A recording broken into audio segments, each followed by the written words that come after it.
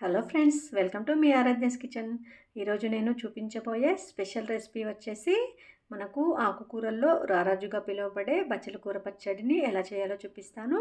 అన్ని ఆకుకూరల్లో కంటే కూడా ఈ బచ్చల కూర పచ్చడి చేస్తే చాలా చాలా టేస్టీగా అయితే ఉంటుంది. మనకు ఈ బచ్చల కూరలో ఐరన్, కాల్షియం, యాంటీ ఆక్సిడెంట్లు అయితే ఎక్కువగా ఉంటాయి. మరి ఈ రెసిపీని ఎలా తయారు చేసుకోవాలో చూసేద్దాం. సో ముందుగా ఈ పచ్చడి ప్రిపరేషన్ కోసం నేను ఇక్కడ 4 కట్టల వరకు బచ్చల కూరని అయితే తీసుకొని శుభ్రంగా వాష్ చేసి పక్కన పెట్టుకొని వాటర్ అయితే జల్లించుకుంటున్నాను. ఇప్పుడు స్టవ్ ఆన్ చేసుకొని ఒక టేబుల్ స్పూన్ అయితే ఆయిల్ యాడ్ చేసుకొని అందులోకి మనకు కారానికి తగ్గట్టుగా 10 నుంచి 15 వరకు ఇక్కడ ఎండుమిరపకాయలను అయితే నేను యాడ్ చేశాను. స్టవ్ని లో ఫ్లేమ్లో పెట్టి దూరగా ఎండుమిరపకాయలు కలర్ చేంజ్ అయ్యేంత వరకు వేయించుకుంటే చాలా టేస్ట్గా అయితే ఉంటుంది. అవి వేగాక తీసుకొని పక్కన పెట్టుకోవాలి. ఇప్పుడు అదే ప్యాన్లో 1 టేబుల్ స్పూన్ ఆయిల్ వేసుకొని 1 టేబుల్ స్పూన్ వరకు పచ్చిశనగపప్పుని ఇక్కడ యాడ్ చేసుకోవాలి.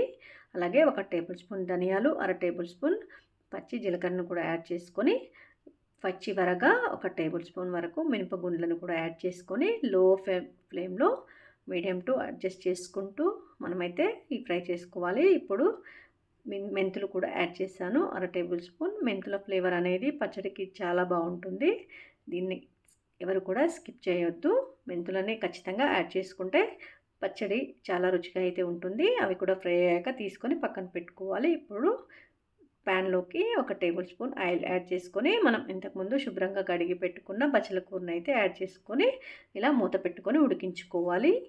ఎవరైనా పెద్దవాళ్ళు కానీ పిల్లలు కానీ ఆకుకూరలు ఇష్టపడని వాళ్లకు ఒకసారి ఇలా పచ్చడి చేసి పెట్టండి. అన్నం మొత్తం తినేస్తారు, ఒక్క మెతుకు కూడా వదలకుండా.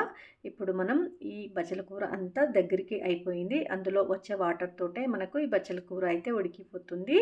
చూడండి, ఇక్కడ వాటర్ అంతా వచ్చింది, అలాగే దగ్గర పడుతుంది. ఇలా కంప్లీట్గా ఉడికాక స్టవ్ ఆఫ్ చేసుకొని పూర్తిగా చల్లారనివ్వాలి. ఇంతకుముందు వేయించి పెట్టుకున్న ఎండుమిరపకాయలని, పప్పు దినుసుల్ని ఒక మిక్సీ జార్లో అయితే యాడ్ చేసుకొని నేను ఇక్కడ రాళ్ళ ఉప్పును అయితే 1 టేబుల్ స్పూన్ వరకు యాడ్ చేసుకున్నాను. అలాగే 4-5 వెల్లిపాయలను కూడా యాడ్ చేసుకొని చింతపండుని 2 రెమ్మల వరకు అయితే యాడ్ చేసుకున్నాను. ఇలా మిక్సీ చేసుకుంటే నేను చూపించిన విధంగా అయితే వస్తుంది. అలాగే ఇందులోకి ఈలోపు మనకు బచ్చల కూర అనేది పూర్తిగా చల్లారిపోయి ఉంటుంది కదా. ఇప్పుడు మనం ఈ కారం పొడిలోకి అయితే బచ్చల కూరని యాడ్ చేసుకొని పల్స్ మోడ్లో మాత్రమే మనకు ఈ మిక్సీ అయితే గ్రైండ్ చేసుకోవాలి. మరి మెత్తగా పేస్ట్ లాగా చేస్తే బాగుండదు. కాబట్టి ఈ మిక్సీ తిప్పేటప్పుడు పల్స్ మోడ్లో అయితే తిప్పుకుంటే సరిపోతుంది. రివర్స్ మోడ్లో కూడా చూడండి, ఈ కన్సిస్టెన్సీ ఉంటే సరిపోతుంది. ఇప్పుడు ఈ బచ్చల కూర పచ్చడిని తాలింపు అయితే వేసుకోవాలి. స్టవ్ ఆన్ చేసుకొని ప్యాన్ అయితే పెట్టుకొని 2 టేబుల్ స్పూన్ల వరకు ఆయిల్ అయితే యాడ్ చేసుకున్నాను. తాలింపు గింజలు కూడా నేను ఇక్కడ యాడ్ చేసుకొని 3 వరకు ఎండుమిరపకాయలని ఇక్కడ యాడ్ చేశాను. అలాగే కలర్ కోసం పసుపును కూడా యాడ్ చేసుకొని పసుపు పచ్చివాసన పోయేంత వరకు వేగించుకోవాలి. పసుపు కాస్త వేగాక 3 నుంచి 4 వరకు కరివేపాకు రెమ్మలను కూడా చిటపటలాడేంత వరకు మనమైతే తాలింపు అయితే వేయించుకోవాలి. ఇప్పుడు తాలింపు వేగాక స్టవ్ ఆఫ్ చేసుకొని మనం ఇంతకుముందు మిక్సీ చేసి పెట్టుకున్న బచ్చల కూర పచ్చడిని అయితే యాడ్ చేసుకొని ఈ పోపు అంతా కూడా మనకు ఈ పచ్చడికి బాగా కలిసే విధంగా కలుపుకోవాలి. ఇక్కడ స్టవ్ ఆఫ్ చేసుకొని మాత్రమే కలుపుకుంటే మనకు అడుగు అనేది మాడిపోకుండా ఉంటుంది. కాబట్టి స్టవ్ ఆఫ్ చేసుకొని కలుపుకుంటే మంచిది. సింపుల్గా తక్కువ ఇంగ్రీడియంట్స్తో రెడీ అయిన బచ్చల కూర పచ్చడిలో ఎన్నో వైటమిన్స్, యాంటీ ఆక్సిడెంట్లు ఉంటాయి.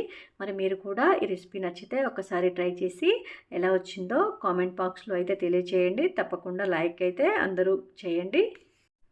ఇటువంటి మరెన్నో హెల్తీ రెసిపీస్ కోసం మన మీ ఆరాధ్యాస్ కిచెన్ ఛానల్ అయితే ఫాలో అవ్వండి. మన ఛానల్ లింక్ని మీ ఫ్రెండ్స్కి, మీ రిలేటివ్స్కి అయితే షేర్ చేయండి. Thank you for watching.